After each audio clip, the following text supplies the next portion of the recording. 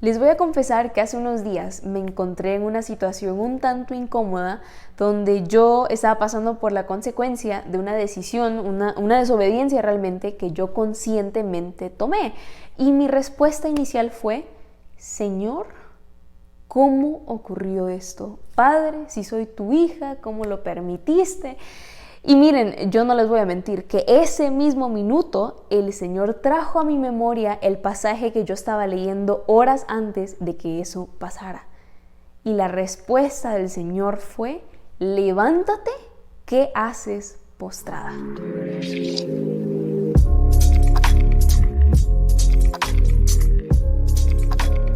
Dios te bendiga, soy Marcela Cantillano y estoy muy alegre que estés por aquí hoy, que juntos podamos conocer más del Señor a través de su palabra. Y déjame te comparto que estoy muy emocionada por el video de hoy porque, si Dios lo permite, se va a convertir en una serie. Es decir, los puntos que vamos a tocar al final se va a convertir cada uno en un video donde vamos a poder ahondar muchísimo más en todo lo que el Señor tiene que decir al respecto. Pero antes de entrar a tema, de verdad que te motivo a que vayas a traer tu libreta, tu Biblia, tu agua, tu café, que puedas eliminar cualquier distracción para que cuando entremos a tema realmente podamos estar receptibles a lo que el Señor quiere hablarnos el día de hoy. Así que antes de tocar la palabra del Señor, vamos a orar para que con un corazón humilde podamos presentarnos delante de nuestro amado Padre y que realmente estemos listos para todo lo que el Señor nos quiere enseñar. Oremos.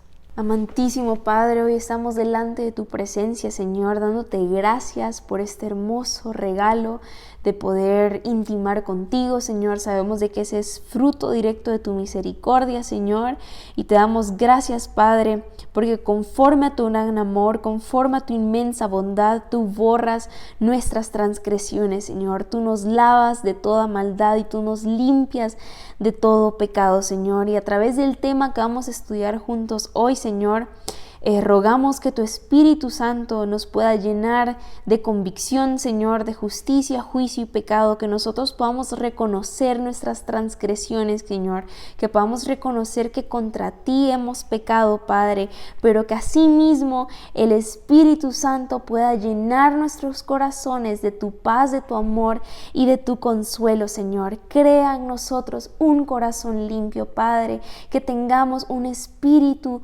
obediente a tu palabra, obediente a ti, Señor. Y pedimos, Señor, que tú puedas tratar con nosotros, tratar con esos pecados que hemos mantenido ocultos por mucho tiempo, Padre, y que asimismo podamos crear el hábito de ser obedientes a tu llamado y a tu voluntad, Señor. Te amamos, Padre, encomendamos este pequeño estudio en tus manos, Padre, sé tú glorificándote en cada momento. En nombre de Cristo Jesús oramos. Amén. Ahora sí, entremos a tema. Déjenme, les doy un poquito de contexto del capítulo anterior, que es Josué 6.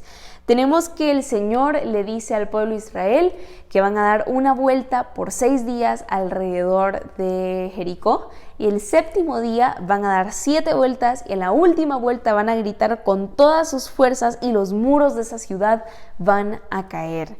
Y vemos que en ese momento, en el versículo 16, Josué le dice al ejército: empiecen a gritar, el Señor les ha entregado la ciudad. Jericó, con todo lo que hay en ella, será destinada al exterminio como ofrenda al Señor. Solo se salvarán la prostituta Rahab y los que se encuentren en su casa, porque ella escondió a nuestros mensajeros. Ahora el versículo que nos concierne mucho en este video. No vayan a tomar nada de lo que ha sido destinado al exterminio, para que ni ustedes ni el campamento de Israel se pongan en peligro de exterminio y de desgracia. El oro y la plata y los utensilios de bronce y de hierro pertenecen al Señor. Colóquenlos en su tesoro. Y con esto entramos al capítulo principal de nuestro video, que es Josué 7. Y tenemos que claramente el pueblo de Israel, los israelitas, desobedecieron al Señor. conservando lo que él había decidido que fuera destinado a la destrucción, pues Acán, hijo de Carmí, nieto de Zabdí, bisnieto de Sera, guardó para sí parte del botín que Dios había destinado al exterminio. Este hombre de la tribu de Judá provocó la ira del Señor contra los israelitas. Vean que no dice que la desobediencia de Acán desató la ira de Dios solamente sobre su vida, sino sobre todo el pueblo de Israel. Y esto Josué ya se los había advertido en Josué 6, el capítulo anterior, versículo 18, cuando les dijo: para que ni ustedes ni el campamento de Israel se pongan en peligro de exterminio. Entonces vamos al versículo 2 del capítulo 7 y estamos a punto de ver del peligro en el que los israelitas estaban a punto de entrar.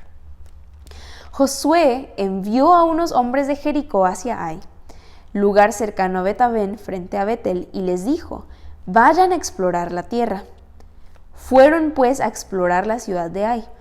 Poco después regresaron y le dieron el siguiente informe a Josué: no es necesario que todo el pueblo vaya a la batalla. 2 o 3 mil soldados serán suficientes para que tomemos Ai.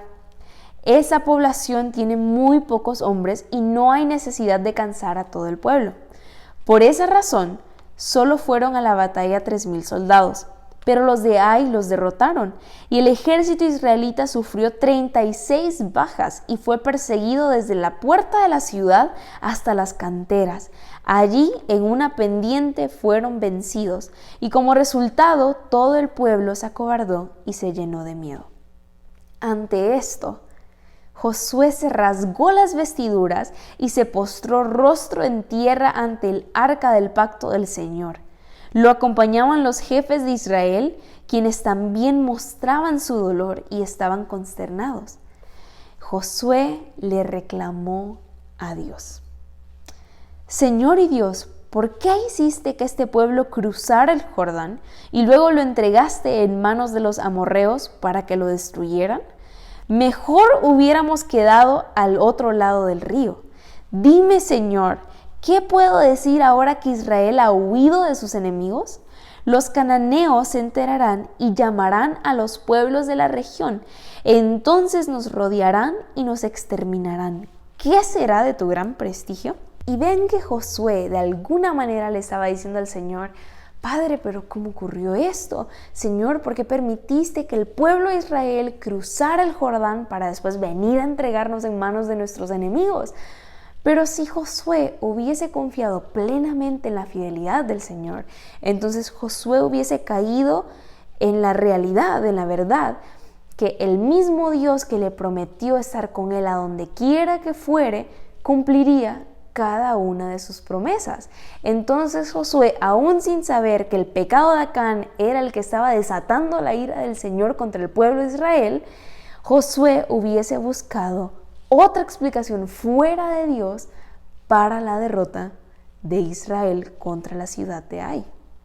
Y veamos la respuesta del Señor en el versículo 10, que dice: levántate, ¿qué haces allí postrado? Los israelitas han pecado y han violado la alianza que concerté con ellos. Se han apropiado del botín de guerra que debía ser destruido y lo han escondido entre sus posesiones. Por eso, los israelitas no podrán hacerles frente a sus enemigos, sino que tendrán que huir de sus adversarios. Ellos mismos se acarrearon su destrucción.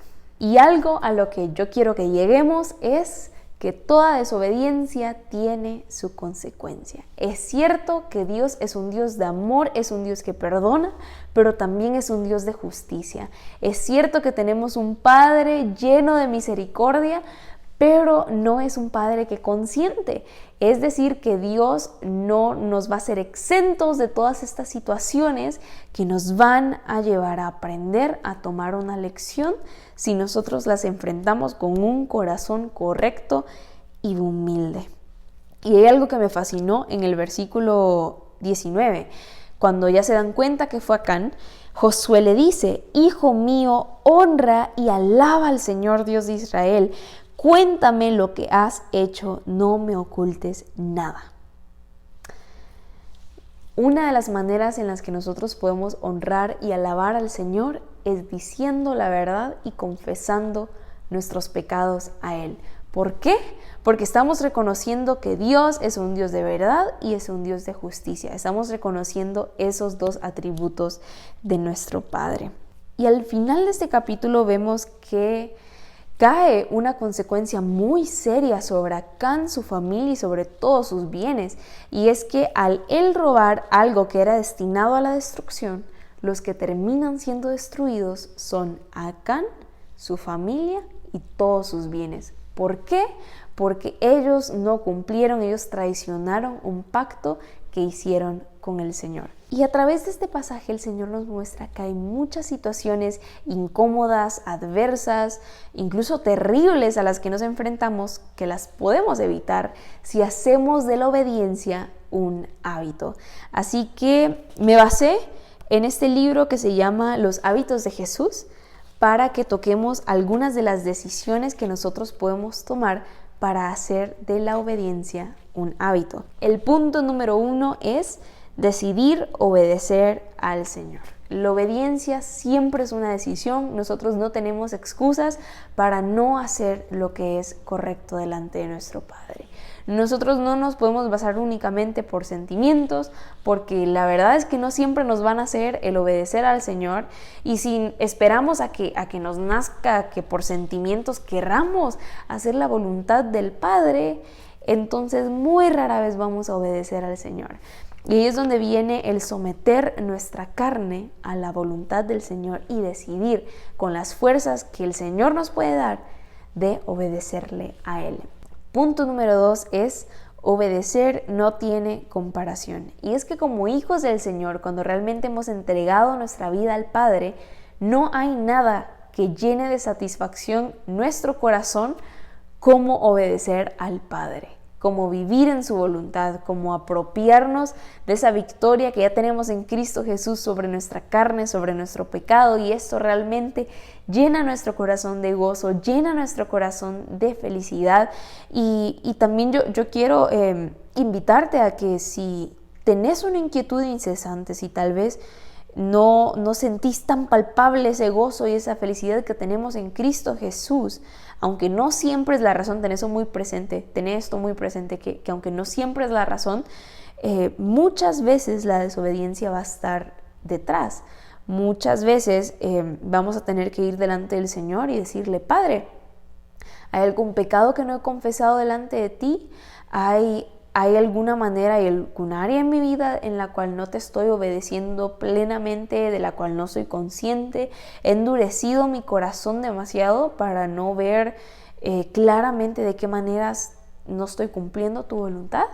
Y de verdad no tenemos ni idea lo que el Señor puede hacer con un corazón humilde, un corazón que reconoce su transgresión delante de su presencia. Punto número 3. ¿Qué dice la Escritura al respecto? Esto me fascinó cuando lo leí en el libro. Es algo que voy a empezar a implementar en mi estudio bíblico. Es algo que te motivo a que vos también hagas. Y es que a medida vamos escudriñando la palabra, tengamos presente en algún lugar, ya sea en alguna libreta, en algún papel, lo que el Señor nos hace claro que es su voluntad, lo que el Señor nos revela que Él ama y lo que el Señor nos revela que Él aborrece, esos blancos y negros que están en la palabra. Y tener eso presente, aprenderlo, leerlo, recordarlo, compartirlo, nos predispone a una vida de obediencia. Punto número 4, Espíritu Santo trae paz. El punto anterior era para lo que es blanco y negro en la palabra, es decir, aquello que está claramente expresado en la palabra del Señor. Pero, ¿y qué de todas las cosas que son un gris? Que tal vez la palabra del Señor no lo dice explícitamente.